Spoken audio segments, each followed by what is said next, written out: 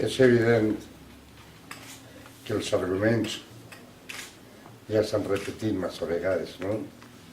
I estan compartits per tots, estan així en este anunci d'esta iniciativa legislativa popular.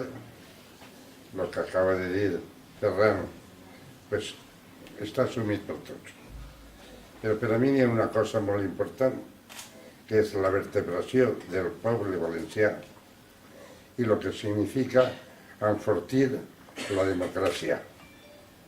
I avui, encara que ja portem prou anys de democràcia, estem veient que n'hi ha encara molt de recorregut i molta feina a fer. Tot això és fonamental tindre un mig de comunicació que siga públic, ben gestionat, que tots tinguem que fer un esforç, a vegades, de compartir opinions, perquè tots sabem la gran influència que té una televisió en un poble que avui té possibilitats, evidentment, d'informar-se, però no tots tenen ni els mitjans ni el poder econòmic de poder tindre i coneixements, de poder estar en les redes socials, de poder tindre internet, de poder-se comprar un diari.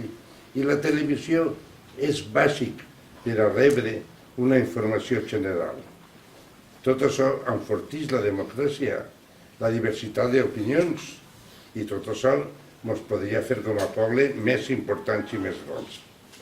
Jo per això entenc que és fonamentalíssim per a aquesta comunitat valenciana, este poble, que tinga un mig de comunicació públic, que és el que estem reclamant ara, i que d'un mode totalment il·legal ens han furtat a tots els valencians.